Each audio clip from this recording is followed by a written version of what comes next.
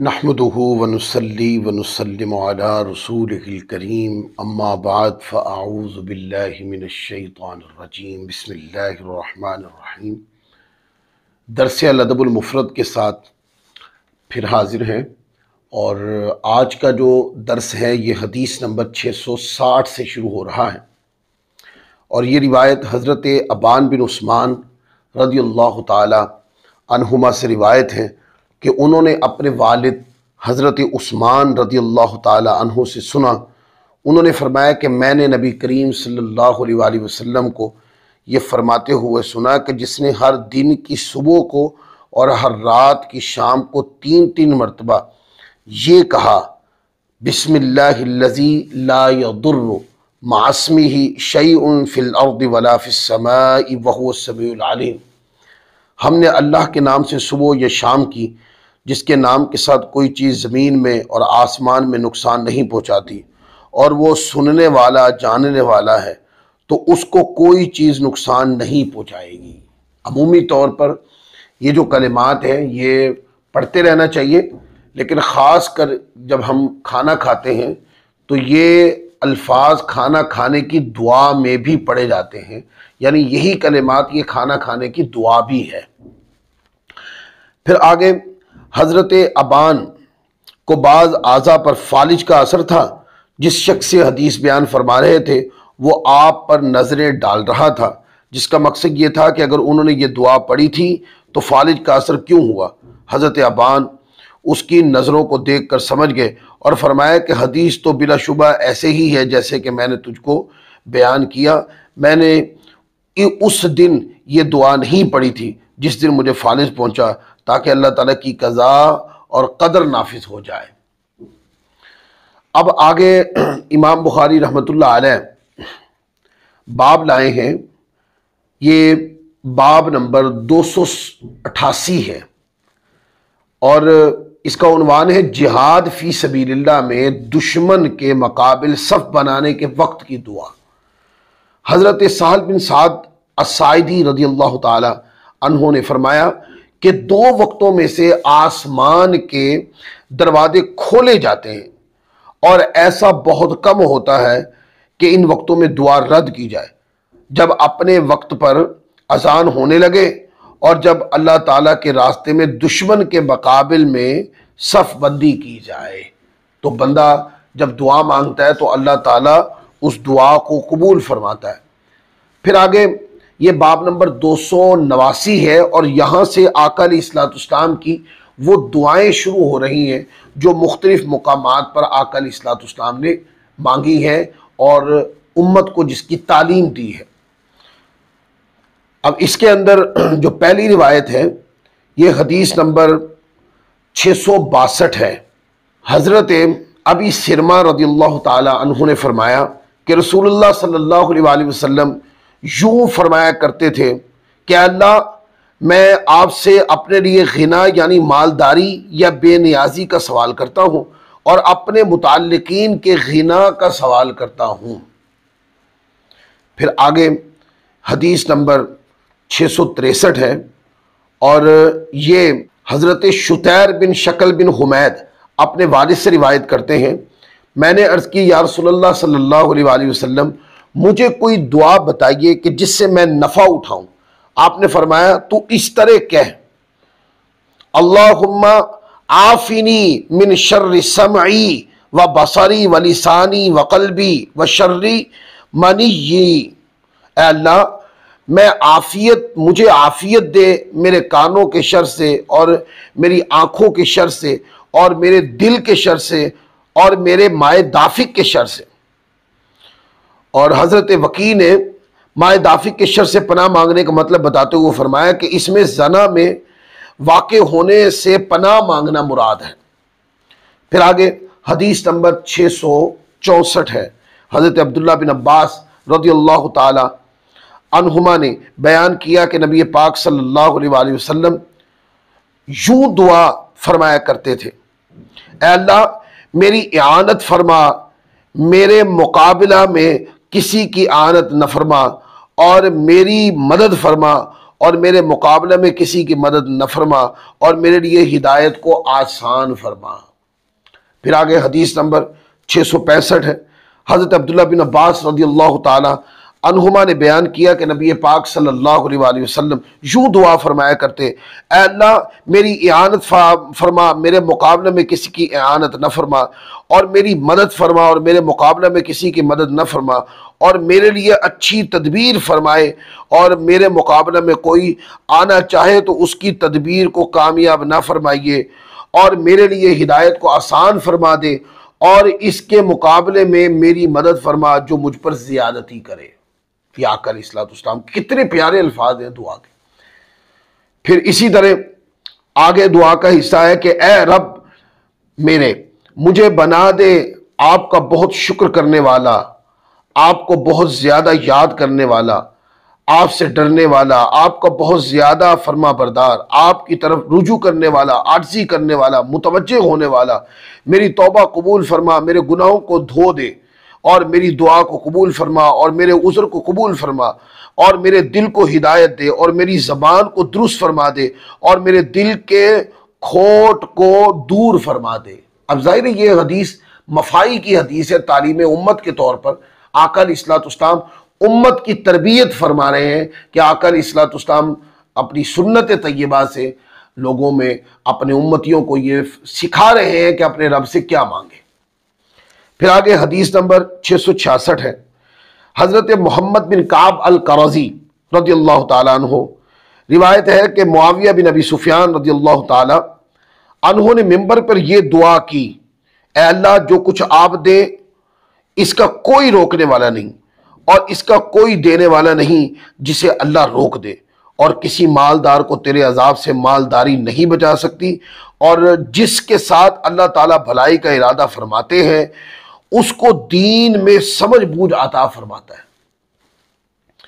اور انہوں نے بتایا کہ یہ کلمات میں نے نبی پاک صلی اللہ علیہ وآلہ وسلم سے منبر شریف کی انہی لکڑیوں پر سنے تھے، یعنی حضور علیہ السلام منبر کے اوپر آقا علیہ السلام یہ کلام فرما رہے تھے۔ حضرت معاویہ کہتے ہیں میں نے اس کو سنا رضی اللہ تعالیٰ عنہ۔ پھر آگے حدیث نمبر 667 ہے۔ حضرت ابو ہریرہ رضی اللہ تعالیٰ عنہ سے روایت ہے، نبی پاک صلی اللہ علیہ وآلہ وسلم نے ارشاد فرمایا سب سے زیادہ مضبوط دعا یہ ہے تو یوں کہے، اے اللہ تو میرا رب ہے، میں تیرا بندہ ہوں، میں نے اپنی جان پہ ظلم کیا، میں اپنے گناہوں کا اعتراف کرتا ہوں، اور تیرے سوا گناہوں کو کوئی معاف نہیں کر سکتا، اے میرے رب مجھے بخش دے۔ پھر آگے حدیث نمبر 667 دیکھیں۔ حضرت ابو ہریرہ رضی اللہ تعالیٰ عنہ نے بیان فرمایا کہ رسول اللہ صلی اللہ علیہ وسلم اس طرح دعا فرمایا کرتے، اے اللہ میری دنیا کو درست فرما جس سے میرے سب امور کی حفاظت ہے۔ پھر آگے دعا کا حصہ، اور میری دنیا کو درست فرما دے جس میں میرا رہنا ہے، میری موت کو رحمت بنا دے جس سے میں ہر دکھ تکلیف سے محفوظ ہو جاؤں، یا اس جیسا کچھ فرمایا۔ اب دیکھ رہے ہیں اس کے اندر کلمات صاف پتہ چلتا ہے کہ یہ امت کو سکھائے جا رہے ہیں۔ آقا علیہ السلام امت کی تربیت کر رہے ہیں کہ اپنے رب سے یہ دعائیں مانگیں۔ آگے حدیث نمبر 669 ہے۔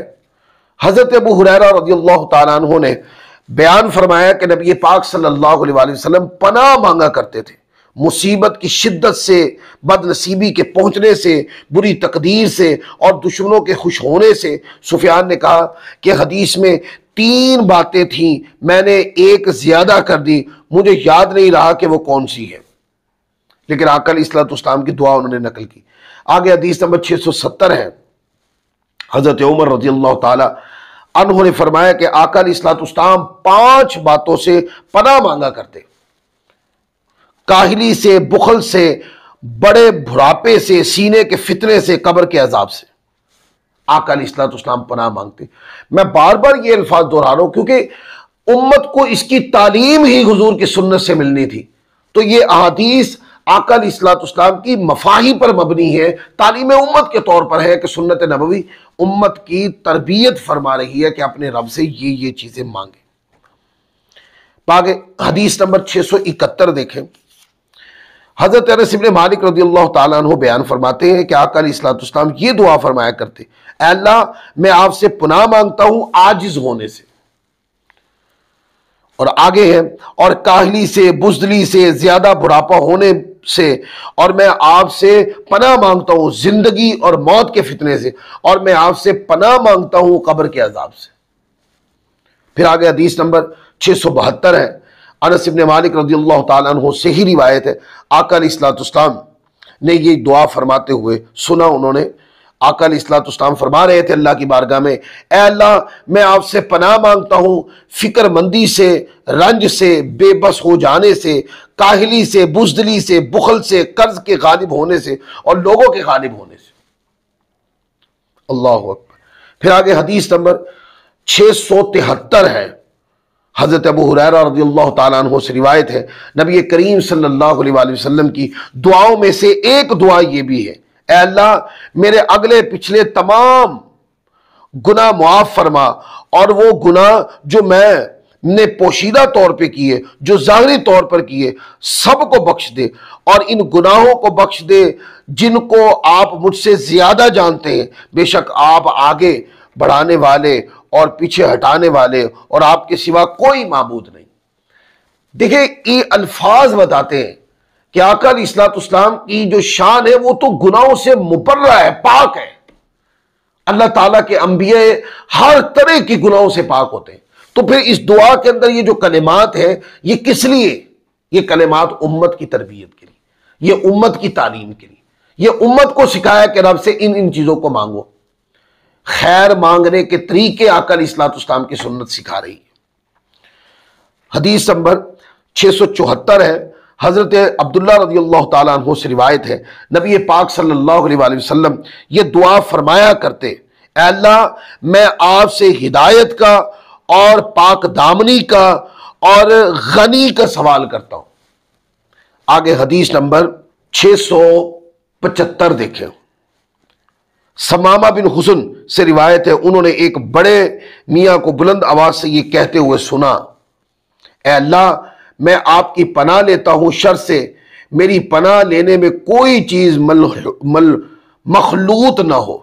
میں نے پوچھا یہ بڑے میاں کون ہیں؟ جواب دیا گیا کہ حضرت ابو الدرداء رضی اللہ تعالی عنہ۔